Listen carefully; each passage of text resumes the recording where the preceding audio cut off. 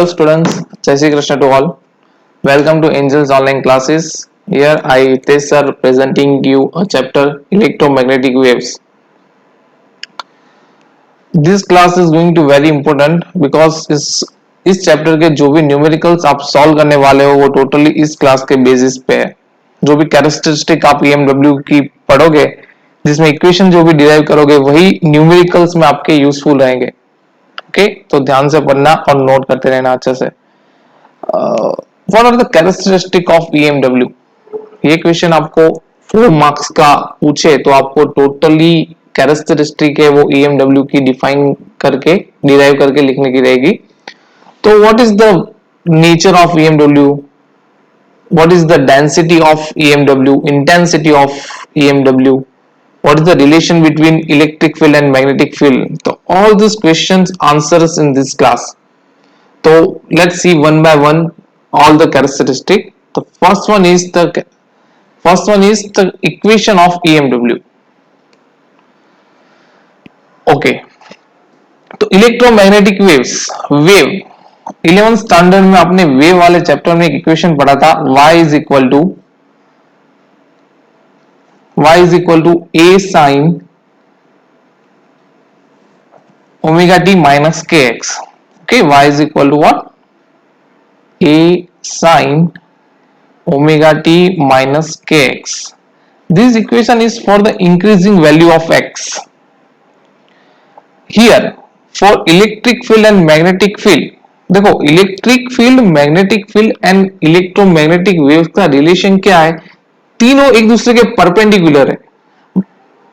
See in this figure, you can see that electric field is propagated in the y direction, magnetic field in the x direction. तो electromagnetic waves कहाँ होगा? In z direction.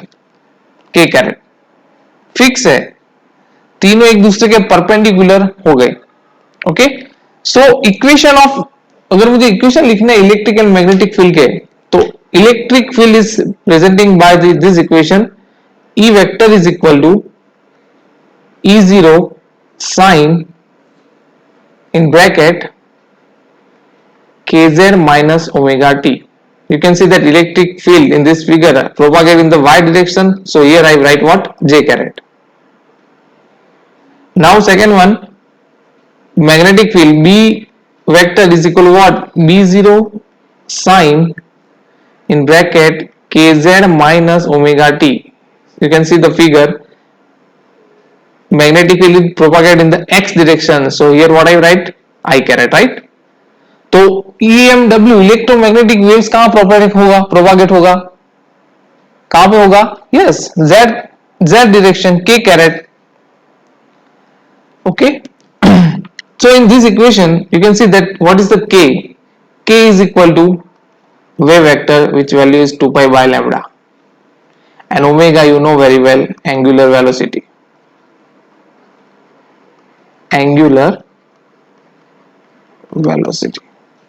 Okay, so first characteristic you can see that equation of EMW. तो equation यहाँ पे आपने derive की है E and B.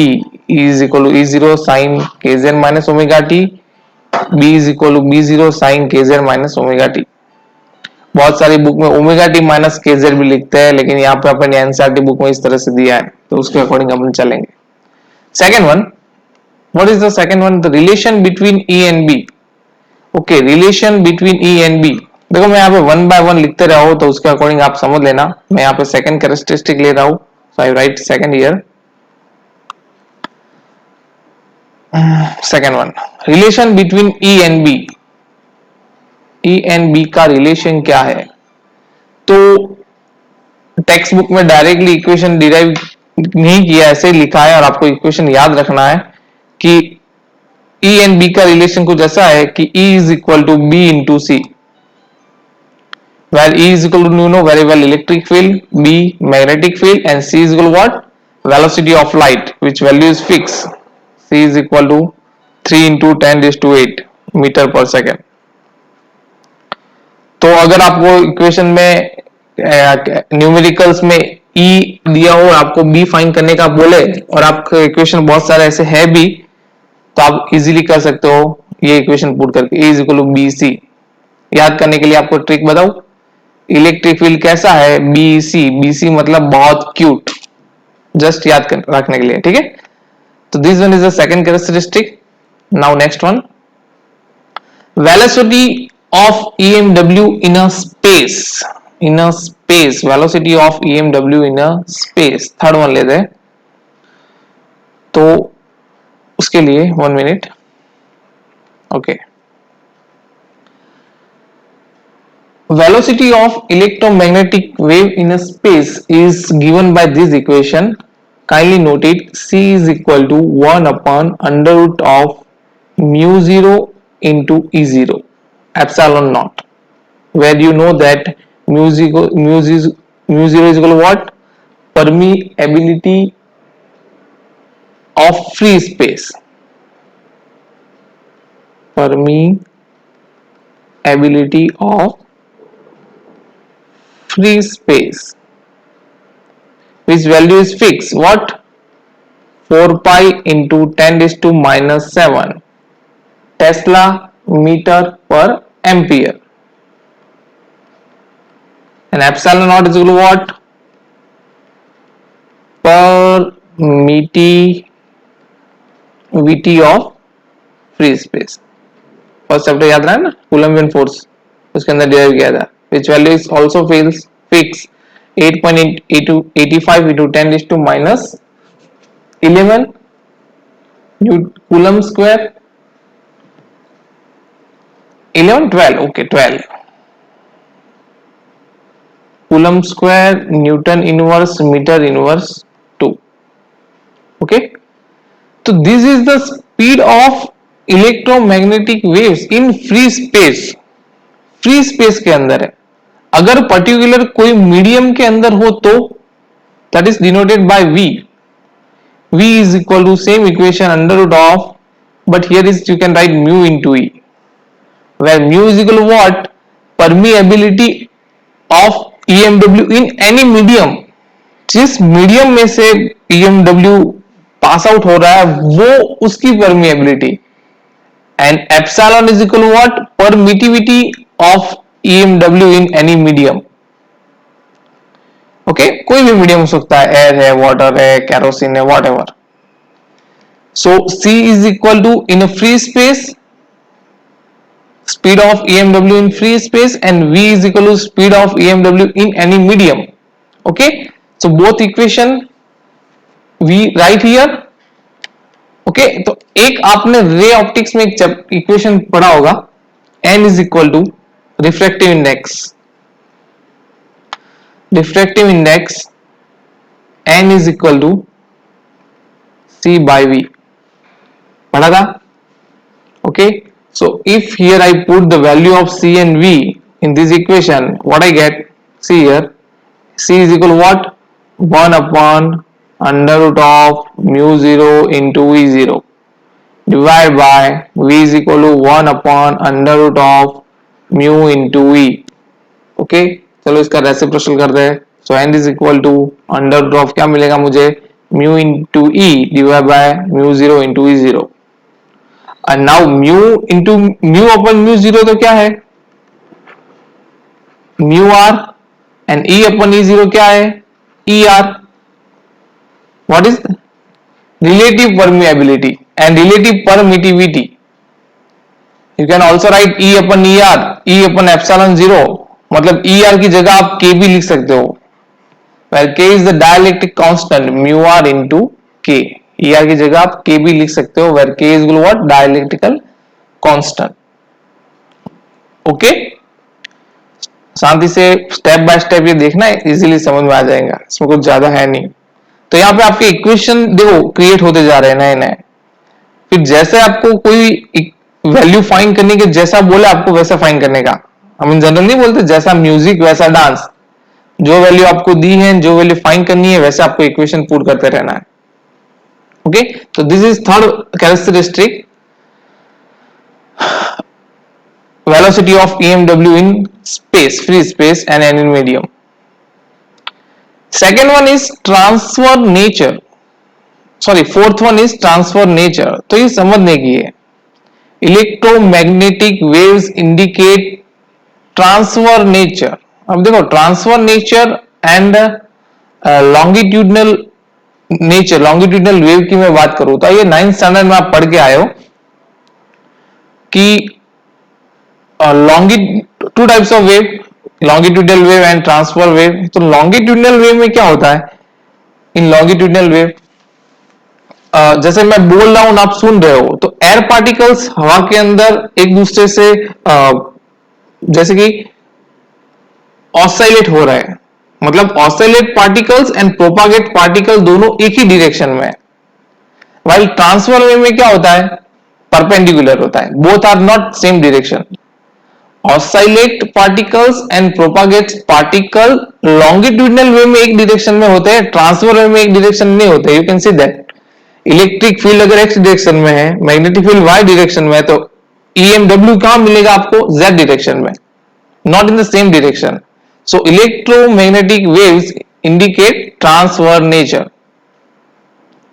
Okay, second one is wave possess energy. Electromagnetic waves कोई सरफेस पे जाके इंटेंस होते हैं तो वो एनर्जी क्रिएट करते हैं। तो ये दोनों समझने के हैं कि electromagnetic waves indicate transfer nature and wave possess energy. Next one is electromagnetic wave pressure on the surface, 6.1. See here, 6.1 is what? Electromagnetic waves create pressure on the surface. 6.1 pressure. Here we derive the equation of pressure. देखो समझो, कोई आप ball है, ball को wall की तरफ फेंको तो वो बॉल क्या करेगा, उस वॉल पे क्या करेगा, प्रेशर क्रिएट करेगा कहीं ना कहीं। तो ऐसे ही कोई सरफेस पे पर यूनिट टाइम के अंदर इलेक्ट्रोमैग्नेटिक वेव्स इंडिकेट कर रहे हो तो वो भी प्रेशर क्रिएट करते हैं। तो प्रेशर कितना क्रिएट करते हैं, तो आपकी टेक्स्ट बुक के अंदर डायरेक्ट इक्वेशन दिया है P is equal to U by C, जिसको आपको एक्सेप्ट कर लेना है। लेकिन समझते ये इक्वेशन कहां से आया है, ठीक है। तो you know that the equation of the great scientist Albert Einstein E is equal to MC square. देखो ये डिराइव कर रहे हो, ये भी इक्वेशन आपके 32 इयर्स वाली जो है ना टेक्स्ट बुक, उसमें ये बहुत सारे ऐसे इक्वेशन है जिसमें ये इक्वेशन यूज होते हैं। एनसीईआरटी टेक्स्ट बुक में ये डायरेक्टली दिया है, लेकिन अपन डिराइव कर रहे हैं कहां से ये इक्वेशन आया। तो from this equation E is equal to MC square, so I can write here E is equal to MC into C. So E is equal to, you know that mass into velocity, तो ये P हो जाएगा। So I can write P is equal to E by C. E मतलब energy, so I can write U also, तो P is equal to U by C। तो देखो यहाँ पे इक्वेशन आ रहा है P is equal to U by C। ये किसके लिए है, प्रेशर के लिए। ऐसा मोमेंटम का भी है।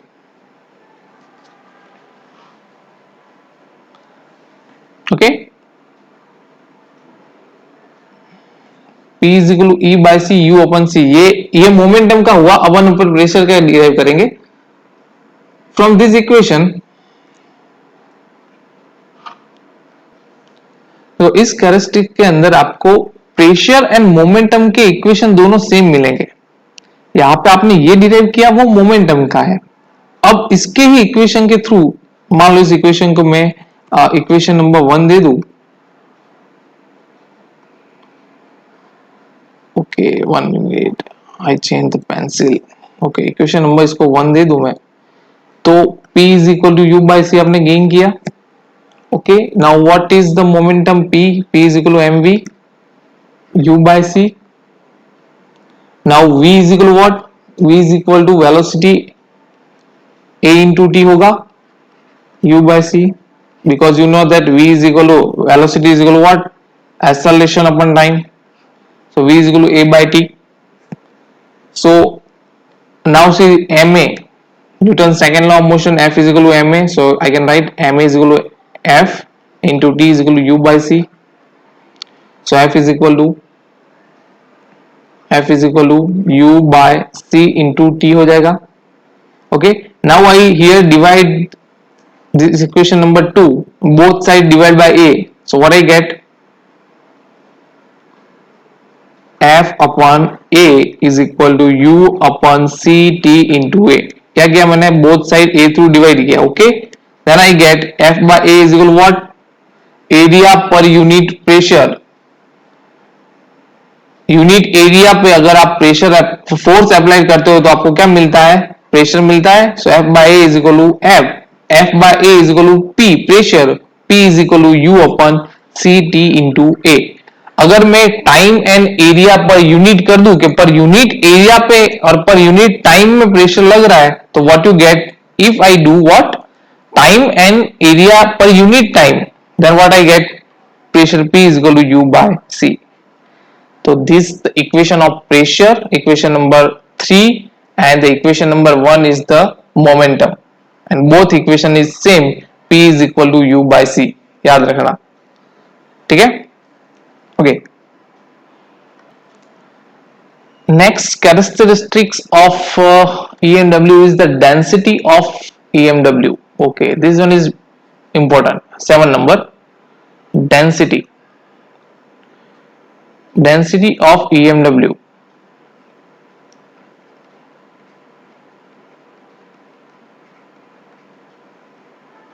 Okay, so you know that the electromagnetic waves, it link with the electric field and magnetic field, and both have energy. So electromagnetic waves is also indicate the energy, and per unit area the density due to electric field is denoted by, see, per unit area, per unit volume, density due to electric field. So I can write rho of E is equal to what, 1 by 2 epsilon naught E square, equation number 1. And the density due to magnetic field, rho b is equal to b square divided by 2 mu 0. ये equation आपने previous chapter में कहीं ना कहीं derive की है और यहाँ पे याद रखना है. सिंपल है, density due to electric field is 1 by 2 epsilon 0 e square, and density due to magnetic field is b square divided by 2 mu 0. If I do the addition of these two densities equation, so I get rho is equal to rho E plus rho B per unit volume, density of total density, rho is equal to rho E plus rho B.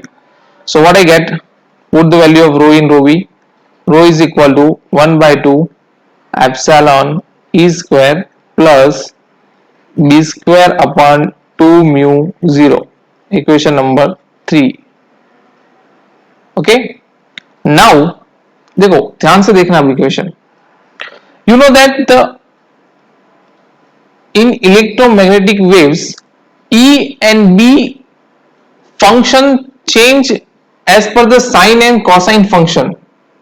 So here I write the value of E and B in the root mean square value. आपको पता है कि अगर मुझे root mean square value लिखनी है, मान लो कि ई आर एम एस की वैल्यू लिखनी है, तो E R M S is equal to क्या होगा, ई बाय अंडर रूट 2. इसका मतलब क्या होता है, रूट, देखो root mean square value of E is equal to E R M S, ये याद रखना. And B R M S क्या होगा इसकी जगह, B by under root 2. Example में कहीं यूजफुल होगा ये चीज, आएगा पीछे. तो in this equation, equation number 3, E की जगह मैं क्या लिख रहा हूं, ई आर एम एस लिख रहा हूं, एंड बी की जगह बी आर एम एस लिख रहा हूं. क्यों, क्योंकि इसके function sine and cosine function के अकॉर्डिंग इसके वेव चेंजेस होते रहते हैं. So rearrange the equation number 3 and I write rho is equal to 1 by 2 epsilon naught, E की जगह E square R M S, E square है ना इसलिए, प्लस बी की जगह B square R M S divide by 2 mu 0. अगर आपको पूछे कोई और आपको ये पता होना चाहिए कि ई आर एम एस क्या है, E by under root 2, root mean square value है, ओके, नाउ देखो अब ये दोनों इक्वेशन है, इसमें क्या है, epsilon zero E R M S है and B square upon E R M S है, तो दोनों अलग अलग टर्म है, मुझे एक टर्म में करना है और इलेक्ट्रोमैग्नेटिक वेव की डेंसिटी फाइंड करनी है, रो फाइंड करनी है ये वाली। तो मैं क्या कर रहा हूं, यहां पे कोई भी एक को वैल्यू चेंज कर लेता हूं। आपको पता है equation C, you know this equation b is equal to e by c, e is equal to bc, तो b is equal to e upon c, तो मैं बी आर एम एस लिखूं यहां पे बी आर एम एस, तो वो क्या होगा, E R M S upon C होगा। तो यहां पे मैं इस वैल्यू यहां पे पुट कर सकता हूं, B R M S is equal to E R M S upon C. तो यहां पे अपन वैल्यू पुट करेंगे, आगे बढ़ेंगे ऐसे, देखो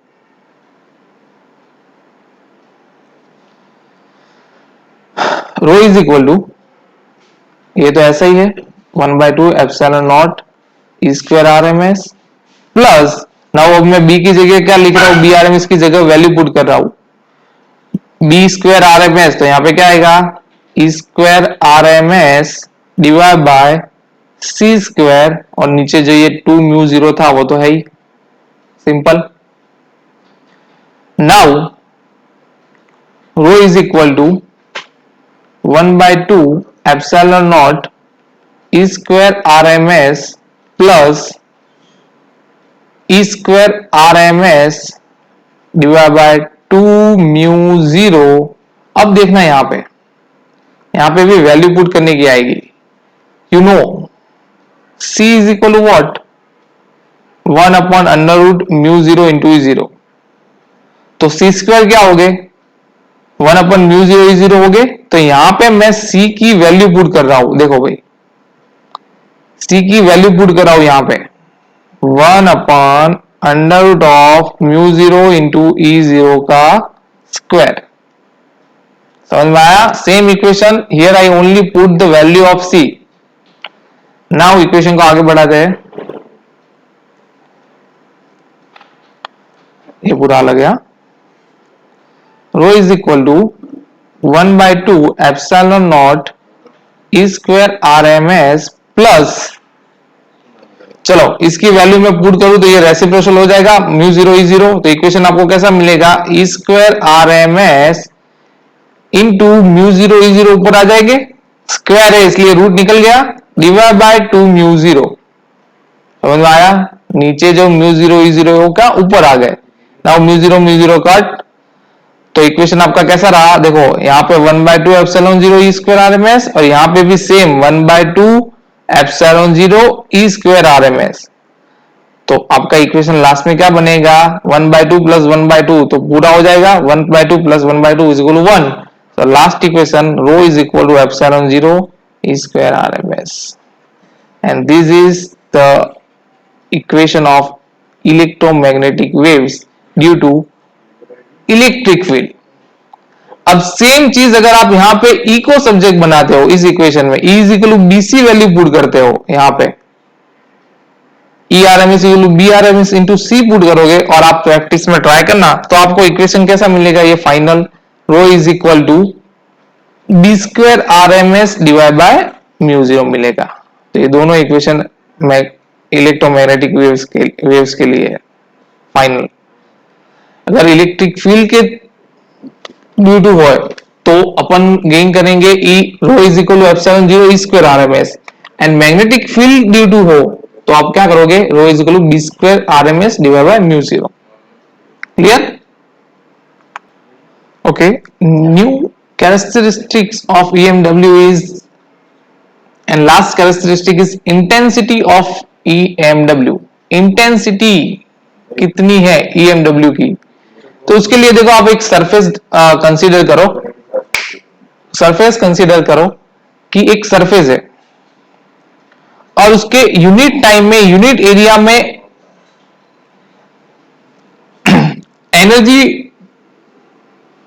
किसकी एनर्जी, वेव्स की एनर्जी पास आउट हो रही है, that is defined by intensity. देखो मैं इक्वेशन लिखूंगा ज्यादा समझ में आएगा, intensity is denoted by I is equal to P upon A is equal to P is equal to, you can write unit energy per time, power is equal to what, energy per time, तो u by T into ए। तो per unit area में, per unit time में अगर कोई surface पे particular waves energy के form में निकलते हैं, पास आउट होते हैं, that is called intensity of electromagnetic waves. Simple सा इक्वेशन में आपको याद करने के लिए सिंपल बोलूं कि अगर आपकी टीचर के साथ इंटेंसिटी ज्यादा हो, कनेक्टेड हो आप, तो आप पास हो जाओगे। तो याद रखने के लिए I is equal to P by intensity, I is equal to P by. ठीक है। और इसका अगर डायमेंशन फॉर्मूला की बात करें इंटेंसिटी के, तो क्या बनेगा m1 l0 t माइनस 3। याद रखना ही है, कई बार पूछते भी है एग्जाम में। इंटेंसिटी के दो दूसरे भी यूनिट है, डेंसिटी के साथ I is equal to rho into C. इसके ऊपर से आप दूसरे दो भी बना सकते हो। आई इज इक्वल टू अगर रो ई हो तो आप क्या लिखोगे, epsilon 0 C E square R M S, है ना। और दूसरा क्या लिख सकते हो आप, B square R M S, B square R M S divide by mu zero. I is equal to B square R M S divide by mu zero into C. In short rho की value put करनी है। Okay. तो intensity के भी यहां पे दो तीन फॉर्मूला हुए, I is equal to P by A, P की वैल्यू पुट करो तो U upon T into A, I is equal to rho C, और रो की अगर इलेक्ट्रिक फील्ड के फॉर्म में हो तो आप रो सी एप्सिलॉन स्क्वायर आरएमएस पुट करेंगे, और अगर ना मैग्नेटिक फील्ड के फॉर्म में हो तो B square RMS divide by mu zero into C करेंगे। ओके। तो that's it, this is very most important